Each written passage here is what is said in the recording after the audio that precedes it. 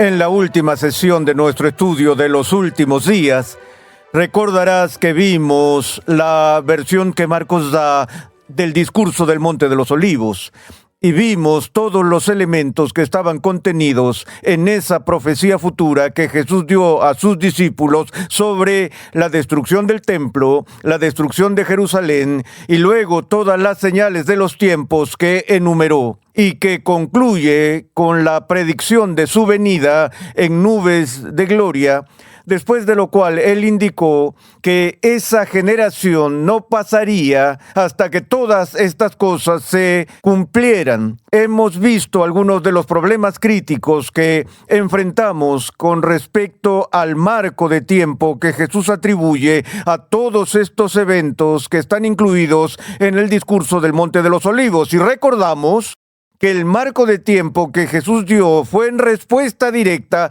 a la pregunta que sus discípulos le plantearon a él cuando dijeron: ¿cuándo ocurrirán todas estas cosas? Ahora, al tratar de lidiar con todo el material que se encuentra en el discurso del Monte de los Olivos, lo primero con lo que tenemos que lidiar es con el principio de interpretación bíblica que aplicamos al texto.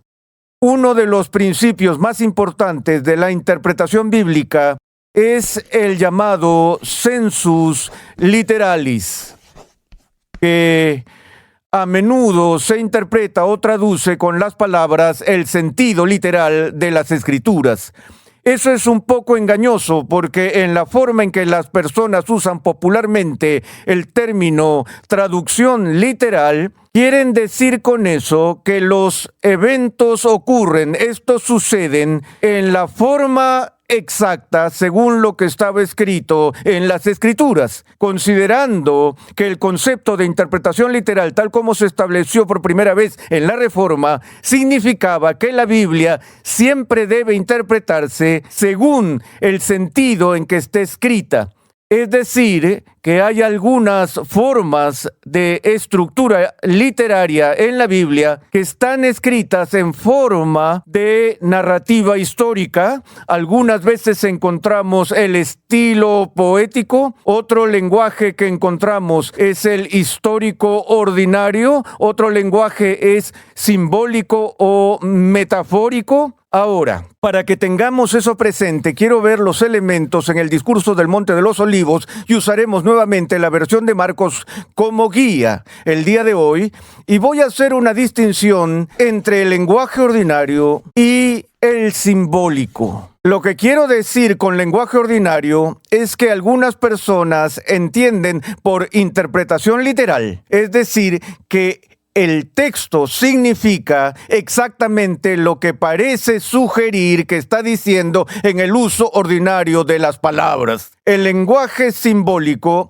es cuando hay un elemento simbólico en el patrón del habla o la forma literaria que se está utilizando. Ahora, si vemos Marcos 13 y el discurso del Monte de los Olivos, básicamente tenemos tres opciones frente a nosotros sobre cómo interpretar el discurso del Monte de los Olivos. La primera opción es asumir, esta será la opción número 1, que todo el discurso debe entenderse según la interpretación, utilizando el lenguaje ordinario o lo que normalmente se llama lenguaje literal. Esa es una opción. Una segunda opción es que todo es simbólico o metafórico. Y la tercera sería que usa un lenguaje en parte literal o en parte un lenguaje ordinario, por lo que alguna parte es ordinaria y la otra parte sería simbólica. Esas son básicamente las opciones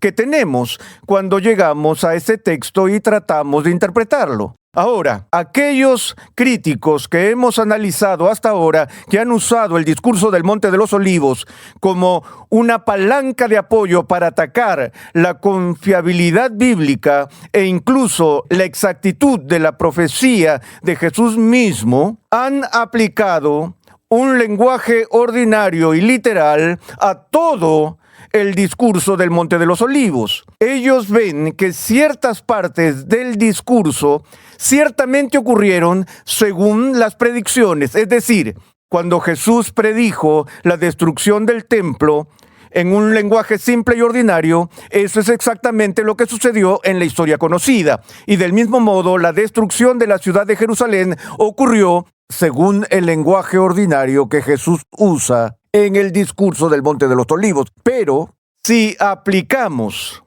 el lenguaje ordinario al tercer aspecto crítico o dimensión del contenido de la profecía, es decir, el regreso de Jesús en gloria al fin del siglo, los críticos dicen que no ha ocurrido literalmente y también dan una interpretación literal a la declaración: no pasará esta generación hasta que todo esto suceda. Así que ves entonces que si tomas todos los elementos del discurso del Monte de los Olivos y les aplicas una traducción literal, tienes serios problemas, tal como lo plantean los críticos.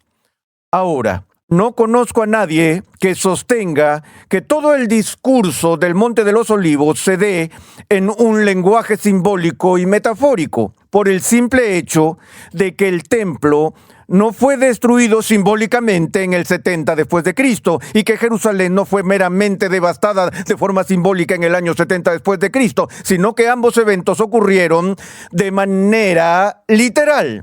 Entonces, eso nos deja realmente con la tercera opción, la cual es ver este texto y ver aquí una intercalación del lenguaje ordinario sumado a ciertos elementos del lenguaje simbólico y metafórico. Ese es el enfoque que voy a tomar para el texto.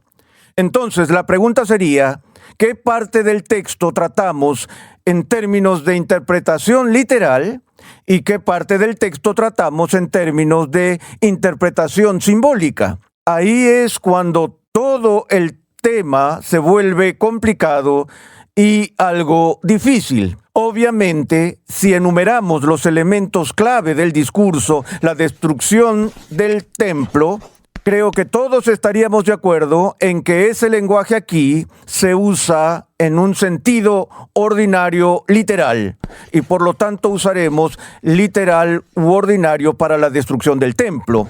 El segundo elemento es el elemento de la destrucción de toda la ciudad de Jerusalén.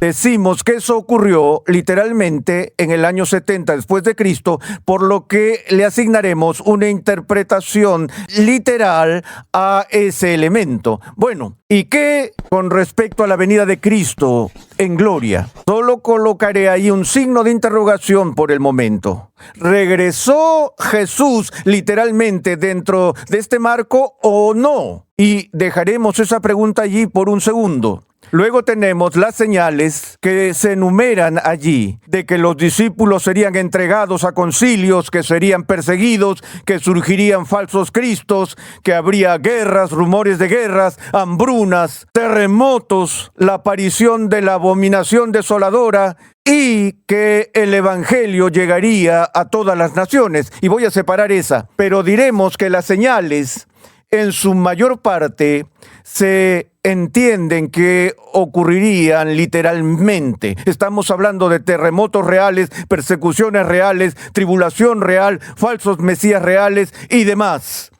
Y en ese sentido, la mayoría de los estudiosos bíblicos están de acuerdo en que estas cosas deben interpretarse con lenguaje ordinario o lenguaje literal. Ahora, el asunto del evangelio a todas las naciones es una pregunta.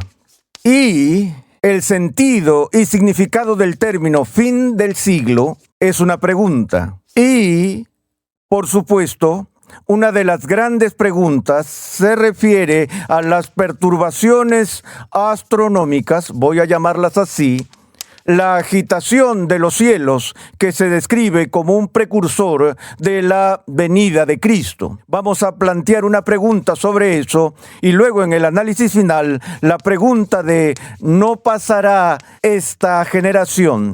Debemos interpretar eso literal o simbólicamente. Así que no voy a perder tiempo tratando con esas porciones del discurso del Monte de los Olivos sobre las cuales hay poco o ningún debate en términos de su literalidad. El templo, Jerusalén, los signos, aquellos que he extrapolado. Bien, empecemos. Dado que la gran pregunta tiene que ver con la venida de Cristo al final, dejemos esa sola por un minuto y veamos algunos de estos otros que tienen preguntas adjuntas. En primer lugar, ¿qué quiere decir el discurso del Monte de los Olivos cuando habla de que el Evangelio se proclama a todas las naciones antes del cumplimiento de las partes esenciales del discurso del Monte de los Olivos? En la expectativa cristiana moderna, hay muchos que creen que hasta que el Evangelio sea literalmente predicado a cada lengua y cada tribu y cada pueblo en esta tierra, hasta que el Evangelio penetre en cada nación del mundo, Cristo no regresará. De hecho, algunas de las organizaciones misioneras mundiales están alimentadas por el deseo de cumplir esta señal para acelerar el día de la venida de Cristo. Mi pregunta es doble con respecto a esta señal en particular. En primer lugar, ¿a qué se refiere con las naciones? No sé a qué se refiere el discurso del Monte de los Olivos con su referencia a todas las naciones. Pero puedo decirles esto, que es un aspecto importante de nuestra comprensión de este texto, que la frase o la palabra aquí, naciones, se usa de dos maneras claramente diferentes en el Nuevo Testamento. Por un lado, la palabra etnoi o naciones se usa en ocasiones para referirse a las naciones gentiles. Pero también Israel, al estar compuesto de tribus, también se mencionaba de vez en cuando en el Nuevo Testamento como las naciones de Israel. De modo que este texto podría referirse simplemente que el Evangelio iría a todas las tribus o naciones de Israel antes del cumplimiento. Recuerda el enlace al otro pasaje que está en disputa cuando Jesús dijo: no terminarán de recorrer las ciudades de Israel hasta que veas que el reino de Dios viene con poder y demás. Pero aunque concedo eso como una posibilidad, no creo que eso sea lo que estamos viendo aquí. Creo que esta es una referencia a diferentes nacionalidades, no solo tribus judías o naciones judías. Así que si con eso queremos decir que esto literalmente tiene que cumplirse, entonces obviamente los críticos tienen una posición fuerte aquí al decir que Jesús dijo que todo esto ocurriría dentro de una sola generación, y obviamente el Evangelio no ha ido a todas las naciones en ese periodo de tiempo. Sin embargo, si vas a la carta de Pablo a los Romanos, Pablo en Romanos habla de que el Evangelio ya se había extendido a través de todo el mundo cuando estaba escribiendo a los romanos, y está hablando del mundo conocido de ese día, que el libro de Hechos y el mandato de ir a Jerusalén, Judea, Samaria y para los judíos o para las naciones gentiles ya habían sido cumplidas de una manera dramática para el tiempo en que Pablo estaba escribiendo Romanos, y habla de que el Evangelio había salido a todo el mundo. Ahora, esa frase es una expresión idiomática de la gente para referirse al mundo romano de la época, y en ese caso no la interpretaríamos literalmente para referirnos a todas y cada una de las naciones, tribus o lenguas. Es por eso que tenemos un signo de interrogación junto a esa frase del Evangelio para todas las naciones. Ahora, el siguiente también es clave para todo el debate. O sea, ¿qué se entiende por el fin del siglo? Y esa pregunta es tan importante que voy a pasar tiempo tratando y abordando eso por separado en una sesión diferente. Permítanme decir por ahora que todos los que creen que el cumplimiento del discurso del Monte de los Olivos en su totalidad ocurrió dentro de los 40 años posteriores a la predicción de Cristo, es decir, dentro del marco de tiempo de esa generación de contemporáneos que escucharon la profecía de Jesús, creen que de lo que Jesús está hablando aquí no es el fin de la historia mundial, sino el fin de la era judía, el fin de la economía de la redención que se centró en la nación judía, que llegó a su fin coincidiendo con la destrucción del templo y la destrucción de Jerusalén. En el año 70 después de Cristo vemos un momento decisivo de separación de la comunidad cristiana de la comunidad judía y el cristianismo como religión mundial emergiendo de ese momento de crisis. Se había estado moviendo gradualmente hacia esa separación final que ocurrió en el año 70 después de Cristo, y lo analizaremos, como dije, con mayor detalle más adelante. Pero de paso, de nuevo, si el fin del siglo significa el fin del mundo en un sentido literal, entonces obviamente eso no ocurrió dentro del marco de tiempo de una generación humana y todavía no ha ocurrido. Bien, ¿qué con respecto a las perturbaciones astronómicas que se mencionan en el texto cuando se habla de las señales en los cielos en aquellos días, empezando en el versículo 24 del capítulo 13 de Marcos? Después de esa tribulación, el sol se oscurecerá y la luna no dará su luz. Las estrellas irán cayendo del cielo y las potencias que están en los cielos serán sacudidas.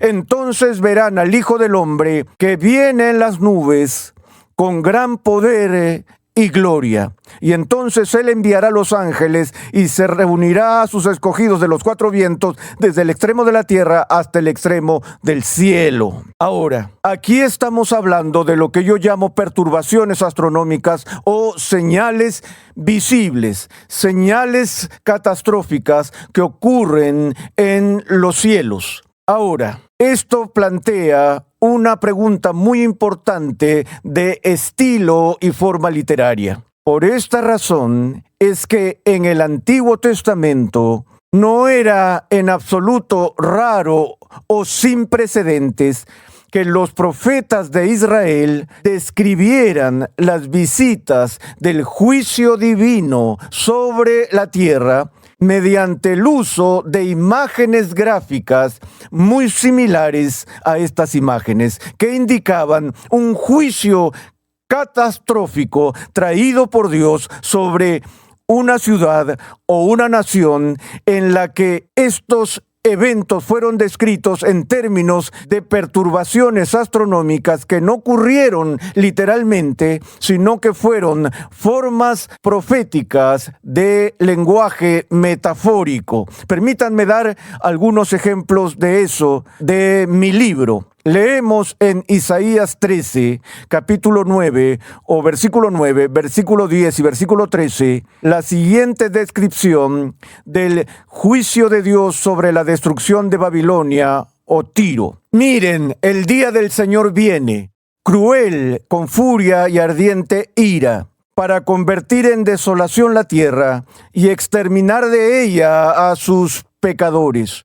Ahora, presten atención a esta porción, pues las estrellas del cielo y sus constelaciones no destellarán su luz. Se oscurecerá el sol al salir, y la luna no irradiará su luz. Por tanto, haré estremecer los cielos, y la tierra será removida de su lugar. Ahora, este lenguaje es casi idéntico al lenguaje que Jesús usa en el discurso del Monte de los Olivos con respecto a su venida. Hay otras porciones en el Antiguo Testamento donde vemos el mismo tipo de lenguaje usado en las profecías del Antiguo Testamento para predecir el juicio de Dios en eventos que ya han ocurrido. Tiro fue visitado por la ira divina. Babilonia ha caído y esas profecías ya se cumplieron, sin un cumplimiento literal de estos cambios astronómicos o catástrofes. Otro pasaje es de Isaías 34, 3 al 5. Aquí Isaías anuncia la desolación de Bosra, que es la capital de Edom, y lo hace de la siguiente manera. Dice, y las montañas serán empapadas con su sangre. Todo el ejército de los cielos se consumirá, y los cielos se enrollarán como un pergamino. También todos sus ejércitos se marchitarán como se marchita la hoja de la vid o como se marchita la de la higuera. Porque mi espada está embriagada en el cielo, descenderá para hacer juicio sobre Edom. Ahora, este es el lenguaje usado por la profecía de Isaías de eventos que claramente sí ocurrieron sin un cambio astronómico literal. Entonces, el punto es este. Cuando lleguemos al discurso del Monte de los Olivos, como lo veremos en nuestra próxima sesión, la pregunta es, el gran problema con el discurso del Monte de los Olivos es cómo entendemos esta palabra aquí, generación. No pasará esta generación hasta que todo esto suceda. De lo que se trata, en términos simples, es, ¿debe interpretarse esto literal o simbólicamente? Ahora, hemos visto las perturbaciones astronómicas. Si se interpretan literalmente, entonces la única forma en que podemos salvar el discurso del Monte de los Olivos es interpretar esto simbólicamente y ver la venida de Cristo de una manera diferente de como estamos acostumbrados a verla en esta ocasión. En otras palabras, en términos simples, damas y caballeros, algo en este texto tiene que ser interpretado simbólicamente y algo tiene que ser interpretado literalmente, o no hay manera de que podamos salvar este texto de los ataques de la alta crítica. Y entonces la pregunta que nos queda por examinar es, ¿qué vemos literalmente y qué vemos simbólicamente? Y lo más crítico, de nuevo, es la referencia temporal de esta generación.